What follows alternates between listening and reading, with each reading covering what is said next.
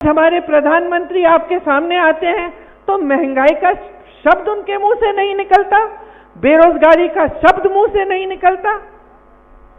पूरी दुनिया में सबसे ज्यादा बेरोजगारी, और आप प्रधानमंत्री हैं, इतना बड़ा पद है, इतना तो आदर कर लीजिए जनता की कि इस बारे में बात तो करें।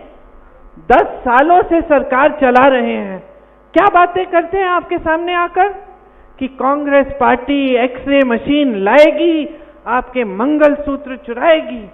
गुजरात में तो इन्होंने कह दिया कि अगर आपके 2 भैंस हैं तो कांग्रेस पार्टी आपकी 1 भैंस चुरा लेगी। तो जहां जहां मैं जाती हूं बहनों, जहां जहां मैं जाती हूं मैं कहती हूं अपने भैंस बांधो, मैं आ गई हूं। वो अलग बात है कि अगर मुझे खींचनी पड़े तो खींच आएगी भी नहीं मेरे साथ।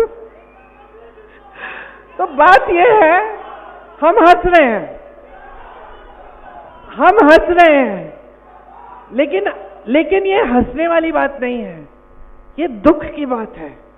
ये दुख की बात है कि आज हमारे देश के जो सबसे बड़े नेता हैं वो इतना भी आदर नहीं कर रहे हैं हमारी देश की जनता की कि चुनाव के समय जब वोट लेने का समय है, 10 साल आपकी सरकार रही है, तो कम से कम जो जो आपने किया है विकास के लिए वो गिनवा लीजिए, जो आप करने जा रहे हैं वो बता लीजिए, दीजिए नौजवानों को। और जो सबसे बड़े संकट है जनता के, महंगाई, बेरोजगारी, इनके बारे में बात तो करिए। ठीक है, आपसे नहीं रुक पाया, आप नहीं कर पाए, ये सुलझा नहीं कर पाए, कम से कम बोलिए तो सही, कहिए कि मैं जानता हूं कि इतनी बेरोजगारी है कि आप मुश्किल में हैं, मैंने कोशिश की, मैं कोशिश करूंगा, इतना तो कह दीजिए। लेकिन इतना भी नहीं कहते हैं। वो भैंसों की बात कर रहे हैं, मंगलसूत्र को चुराने की बात कह रहे हैं। कभी इंटरव्यू देते हैं तो जो 10 सालों से उनकी राजनीति रही है, धर्म की राजनीति, जिस आधार पर उन्होंने हर एक भाषण दिया है और आज भी चुनाव में रोज रोज दे रहे हैं, उस पूरी राजनीति का खंडन एक इंटरव्यू में कर डालते हैं कि अगर मैं हिंदू मुसलमान की बात करता तो मैं इस देश के प्रधानमंत्री बनने के लायक नहीं होता। खुद कह रहे हैं, खुद कह रहे हैं। तो इसका मतलब क्या है बहनों और भाइयों?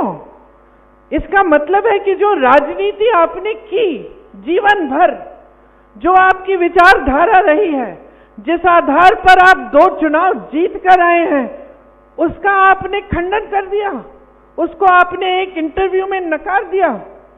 तो आप उस पे ही नहीं खड़े हो पा रहे हैं तो अपने वादों पे क्या खड़े होंगे? जो आपका आधार है उस पे तो खड़े हो जाइए। राहुल गांधी जी अपने आधार पर शुरू से खड़े हैं।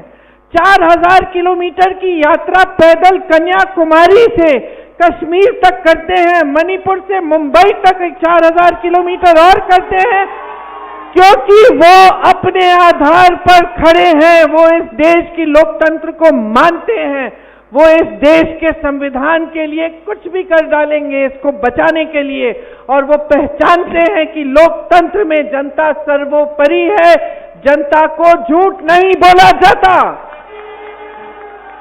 और अगर जनता को झूठ बोलेगा कोई नेता तो लोकतंत्र उसे सबक सिखाएगा।